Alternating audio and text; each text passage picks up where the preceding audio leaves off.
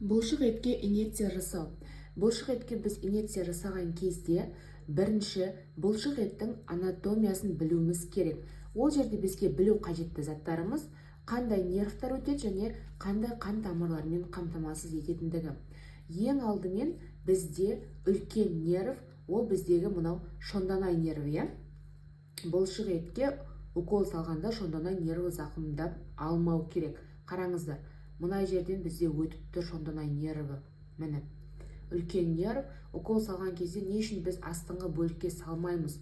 Осы нервтарды зақымдап алмас үшін біз астыңғы бөлікке салмаймыз. Және де байқап тұрған болсаңыздар, бұл бұлшық ет өте жақсы қан тамырлармен қамтамасыз етілген. Укол салған кезде оның жаңағыдай биодоступность деп айтамыз, оның жалпы сіңуі бірден тамырға салған сияқты эффект бермесе де, жалпы әсер етуі таблетка түрінде қабылдағанға қарағанда бәрібір жақсы әсер етеді. Сол үшін де укол салған кезде осылай біз қандай нервтің қай жеріне өтетіндігін білгеніміз дұрыс. Енді бұның маңыздылығы балаларға салған кезде байқалады. Себебі балалардың жамбастары кішкентайлау ғой, енді олардікі. Сондықтан да кейбір укол салатын адамдар шатастырып жаңағыдай төменгі бөлікке салып қоюы мүмкін, сол өте дұрыс емес. Соны өте мұқият болуымыз керек. Одан кейін енді салып бастамай тұрып, міндетті түрде жаңағыдай қолыңызды жуу керек. Енді анатомиядан бастап кеттім мен сіздерге. Енді укол салуға кірген кезде ең бірінші дүние ол сіздің қолыңызда перчаткаңыздың болуы, міндетті түрде. Оның жаңағыдай қолыңызды бірінші жуып аласыз, жеде тап бойынша папарат. Одан кейін перчатка киесіз, перчатка кигеннен кейін перчатканың сыртын антисептикпен өңдейсіз, жеде тап бойынша. Барлығын жақсылап өңдеп болғаннан кейін жаңағыдай қажетті заттарды жасауға кірісесіздер. Қажетті заттар ол бізде әрине спирт, 3 мақта шарегі кемінде, стерильный лоток және де шприцтар. Неге мында мен бірнеше шприц дайындап қойдым, жалпы біз бұлшық етке укол салған кезде, мысалы бір бестікке дайындап алсаңыз уколды, оның басын ересек адам болса бестікке ауыстырасыз, ал кішкентай балалар болса оның басын мына екілік инелермен ауыстыратын боласыз. Бұл не үшін керек деген кезде біз мысалы мынандай флакондардан дәрілер тартып алуымыз мүмкін. Бұл кезде мына бір қатты жерге кірген ине екінші рет бұлшық етке кірген кезде ол ауыртып кіреді, және соның салдарынан адамда осложнениелер пайда болуы мүмкін. Сол үшін де біз басын ауыстыруымыз керек болады.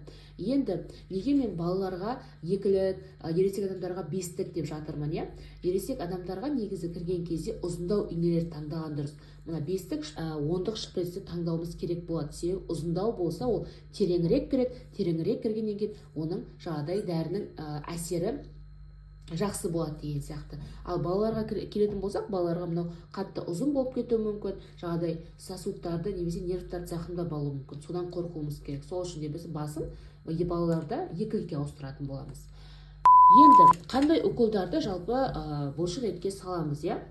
Біз мысалы антибиотиктерді көп жағдайда бұлшық еттен саламыз. Антибиотиктерді салған кезде білесіздер, міндетті түрде оны новокаинмен немесе лидокаинмен араластырасыздар. Ал бізде натрий хлормен тек қана тамырға салынады, естеріңізде болсын. Жамбасқа, яғни бұлшық етке новокаин және лидокаинмен араластырып, одан кейін саласыздар. Енді біреуімен, либо новокаин, либо лидокаин деген сияқты. Одан кейін витаминдерді салсаңыздар болады. Жалпы аскорбингін енді көп жағдай тамырдан салатын болса, мынау біздегі В12 витамині, цианокобаламин, біз бұны көп жағдайда физраствормен де тамырдан жібереміз, либо бұлшық етке салатын боламыз. Одан кейін мынау бізде дематон Б дейтін тоже самый витаминдер, витаминный комплекс деп айтамыз. Жалпы бұндай витаминдерді біз көп жағдайда бұлшық еттен жіберетін боламыз. Мынау бізде келесі амбро деген, амбро бұл өздеріңіз білетіндей жаңағыдай противогрибковый деп жатамыз. Жалпы адам салқындаған кезде көп жағдайда таблеткасын алып ішеді, либо осындай укол түрлерін алады. Бұлар енді қақырға жақсы түсіреді деген сияқты. Енді бұл препараттарды тамырдан салсаңыз да болады, және де бұлшық еттен салсаңыз да болады. Енді оны қайдан білеміз десеңіздер, жалпы енді мына жерде жазылмаған негізінде мына коробкалардың сыртында жазылып тұрады. Мына дәрілерде мысалы жазылған. Міне тамырдың ішіне және вунтер деп жазылып тұр, байқасаңыздар, қараңыздар, міне бұлшықет ішінде және вена ішінде деп жазылып тұр. Сол жағын міндетті түрде қарап, солай дәрілерді қайда салу керек екендігін анықтай аласыздар. Енді бүгін антибиотиктерді атпай қояйық, енді қарапайым ампуладан укол салатын болсақ, соны айтайық. Енді осылай кез келген дәріні қарап алдыңыз, қайсын қайда салу керек анықтап алдық. Анықтап алғаннан кейін жаңағыдай шприціңізді аласыз, ересек адам болсын, бала болсын, таңдайсыз шприцті, оның бүтіндігін тексересіздер, срок годностьін қарайсыздар, размерін қарайсыздар. Одан кейін ампуланың торсамын қараған кезде міндетті түрде бірінші атын оқисыздар. Атын оқып болғаннан кейін несін қарайсыздар, дозасын қарайсыздар, 2 мл. Одан кейін оның срок годность, яғни жарамдылық мерзімін тексересіздер. Жалпы мысалы мынау 2 мл-ді бұл ересек адамдар алады көп жағдайда. Осы 2 мл дейді да, адамдар мына 2-лік шприцпен салады ересек адамдарға. Ол дұрыс емес. Қойып мынау 2 мл бола берсін, сіз оны міндетті түрде 5-лік шприцпен салғандарыңыз дұрыс болады. Айтып кеттім ғой басында. Яғни оның тереңірек кіргені жақсы болады біз үшін. Енді қараңыздар, ампуланы алғаннан кейін оны жағдай мына мақта шаригімен мына спиртке батырып, мына сыртын жақсылап сүртіп аласыздар. Сыртын сүртіп алғаннан кейін мына басында егер қандай да бір жыртқыш болатын болса, оны төмен ұрып түсіресіздер. Осылай ұрып түсірген кезде ештеңе қалмау керек. Мына жерде байқасаңыздар, точкасы тұр. Осы точкасын басасыздар. Точкасын басқан кезде жақсы сынату. Мына точкасын именно ұстап тұрып, артқа басып сындырасыздар. Егер қолыңыздың жағдай кесіп кеткенін қаламасаңыз, мақтаны ұстаңыз, жаңа спиртке малынған мақтаны ұстап, осы жерден бұлай жайлап осылай сындырып аласыздар. Сындырып алғаннан кейін байқаңыздар, мысалы ақ кетпесін қолыңызға. Одан кейін оны шприцке тартып аласыздар. Мен қазір оларын көрсетейін барлығын. Мына шприцті ұстап, бұлай кіргізіп, вот так резко көтеріп қалсаңыздар, бұл ешқандайдар біздің дәріміз ағып кетпейді. Бұл дұрыс сындырған кездеріңізде, дұрыс сындыратын болсаңыздар, осылай алған кезде жалпы ережесінде негізі дұрыс. Егер дұрыс сындырмай, жаңағыдай шеті сынып кететін болса, онда бұл жерде дәріңіз бұлай ұстаған кезде ағып кетеді. Түгелдей дәрін тартып аламыз. Мына көрдіңіз, мына өзімде ағып кетіп жатыр, мен шығарып жүрмін. Тартып алғаннан кейін шприціміздің басын жауып, оның жайлап ауасын шығарып жібереміз. Ауасын шығардық, ешқандай ауа қалған жоқ. Енді бұл жерде иненің басын ауыстыру керек па дейтін сұрақ қалады.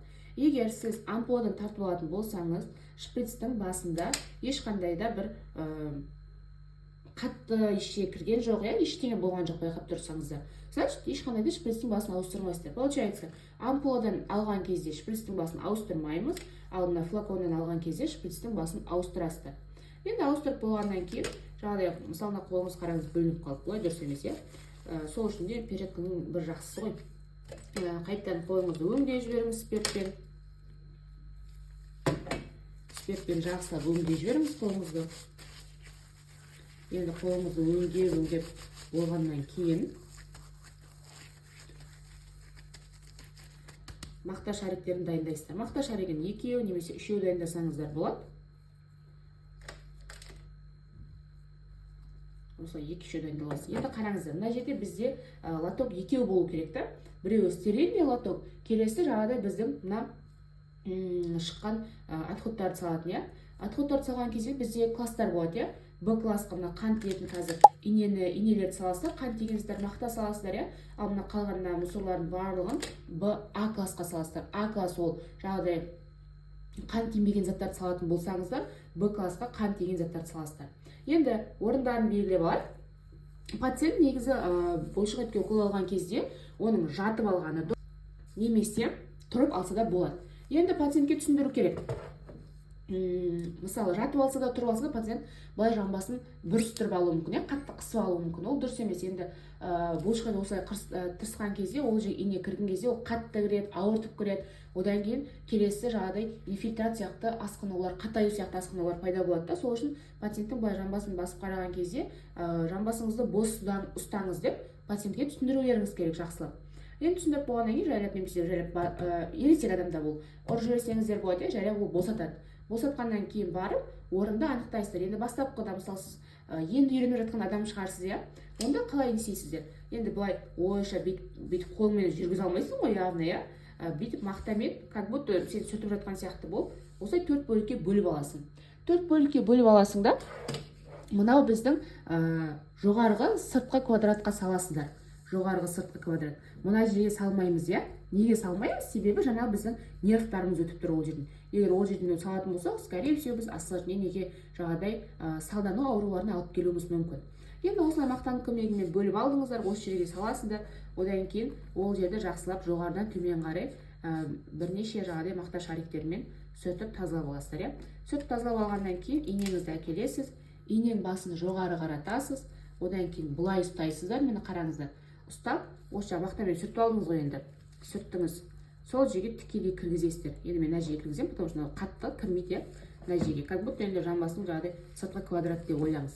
Мысалы сүрттіңіз, одан соң мынаны былай сүртіп жатырып барып резко салсаңыз болады. Міне, кішкене мынандай түбінде қалдырасыздар. Одан кейін мына шприц ұстап тұрған қол жібермейсіздер. Мына қолмен жұмыс істейсіздер. Мынамен жайлап жібересіздер де төменде құттай қалдырып, мақтаны басып тұрып суырып аласыздар. И одан соң осы жерде жайлап уқалау керек. Енді бұл жерде ересек адамдарға салған кезде осылай былай сүртіп барып тұрып резко салып қалсаңыз болады. Бірінші әдіс. Ал балаларға келген кезде сүртесіздер, одан кейін мынаны жамбасын қысасыздар, осылай қысып барғаннан кейін балаға саласыздар. Немесе былай наоборот керіп тұрсаңыздар болады, иә? Вот. Ересек адамға салған кезде жатып алады, немесе отырып алады. Балаларға салған кезде кішкене ерекшеліктерін айта кетейін. Бұл жерде бірінші бала қозғалмау керек. Бала жатып алған дұрыс. Мамалар енді алдына жатқызып алады, ол да ыңғайлы, иә? Ересек кішкене енді 8 жастағы, 7 жастағы бала болса, оны жатқызасыз, мына белінен басасыз міндетті, одан соң аяғынан басасыз. И қолдарын да ұстау керек бір адам. Потому что ол қолмен сіздің қолыңыз түртіп жіберсе, сіздің инеңіз сынып кетуі мүмкін, иә? Әртүрлі осложнение болуы мүмкін. Сол үшін де міндетті түрде белін, аяғын, қолын ұстау керек баланы. Одан да жамбас битіп қозғалып тұрмау керек. Оны тоже самое қараңыздар.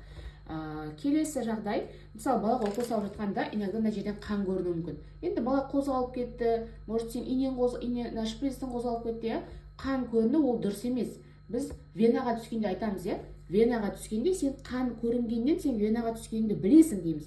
Ал мына бұлшық етке укол салған кезде никакой қан көрінбеу керек.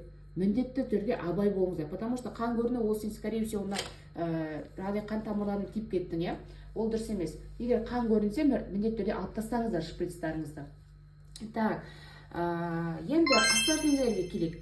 Осылай укол салдым, қандай осложнение болуы мүмкін? Бірінші қатаю болады. Не себепті қатаю, иә?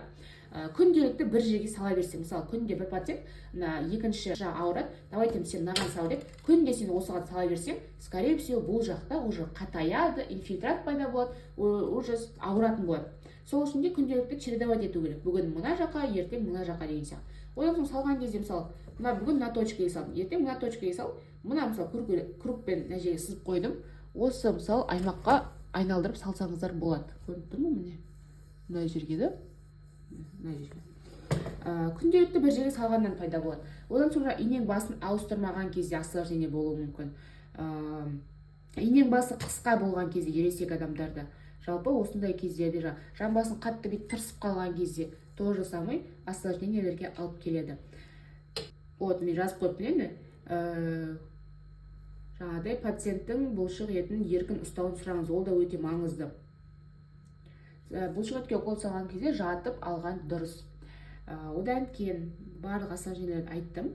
Келесі осложнениелердің бірі ол біздегі абсцесс. Абсцесс ненің салдарынан пайда болады? Ол жаңа біздің орынды дұрыс таңдамаған кезде, жаңағыдай енді медициналық образование жоқ адамдар сала береді ғой уколды. Солар мысалы дұрыс емес жерге салып қалуы мүмкін. Жаңағыдай 90 градуста салу керек, кстати, мен градусын айтпай кетіппін ғой. Мына тікелей 90 градуста салса, былай салуы мүмкін, былай салуы мүмкін, қисайтып салуы мүмкін, білмейді ғой кейбір адамдар дұрысын. Соның салдарынан жаңағыдай абсцесс пайда болады. Абсцесс пайда болған кезде ол өте ауыр осложнениелердің бірі болып табылады.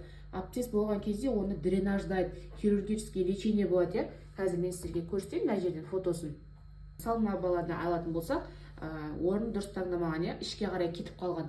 Соның саласынан осындай осложнение болып тұр. Мына жерде мысалы абсцессті дренаждап жатыр, одан соң оның орны жаңағыдай рубец болып қалып кетеді, тыртық болып қалып кетеді. Сол үшін де барынша өте абай болғандарыңыз дұрыс. егер жаңағыдай мен айтқан әдістер дұрыс қолдансаңыздар, шприцті дұрыс таңдап, оның басын ауыстырып, оны жаңағыдай 90 градуста салып, мына жерді дұрыс мақтамен өңдеп, одан соң күнделікті екі жағына чередовать етіп салсаңыз, вроде ешқандай осложнение болмайды. Бізде иногда жаңағыдай дұрыс салмайды, асығыс сала салады, жаңағыдай қалай дұрыс жату керек екенін түсіндірмейді деген сияқты. Соның салдарынан ғой әртүрлі осложнениелер болатын. Сол үшін де өте абай болу керек, достар. Енді еміне тоқталып кетейік, қандай қазір мен сіздерге көрсетейік. Кішкене осложнение мына жерде бізде тақырыптар бар. Міне, бізде егер ол жер қатайып қалатын болса, оның емі қандай болады? Яғни бірінші алдын алу керексің, ол асқынуды туғызатын себептерді жою керексің. Одан кейін емде ол қыздыру компрессиясы және инфильтрат болған жеріне жылытқыш қою. Енді ондай бір ем көрсет деп айтпаймыз. Йодный сетка жасасаңыздар болады, йодный сетканы, бірақ қатты жасауға болмайды, потому что күйдіріп жіберуіңіз мүмкін. Өте абай болыңыздар. Біреу жаса деп айтты деп жасай бермеңіздер. Мынау бізде абсцесс, келесі асқыну, иненің сынуы ол өте енді сирек болады, дегенмен ол балаларда кездесуі мүмкін, немесе жаңағыдай қатты жерге резко кіргізіп қалсаң, соның салдарынан болуы мүмкін. Өте бірақ ол қиын асқыну. Инең сынып кеткені ол қате. Инең сынып кететін болса, сол үшін де біз инені қатты кіргізбе дейміз, чтобы мынаны тартып алуға оңай болу үшін. Вот осындай жалпы бізде осложнениелер бар. Барынша видео сабақты қайталап қарап шығыңыздар. Одан соң салған кезде мынандай манекендерге салып үйреніңіздер, қолыңызды үйретіңіз. Одан кейін барып адамдарға салсаңыздар болады. Барлығыңызға сәттілік, менімен болғандарыңызға рахмет. Каналға тіркеліп, барынша қолдау білдіріп, достарыңызға бөлісіп кетіңіз.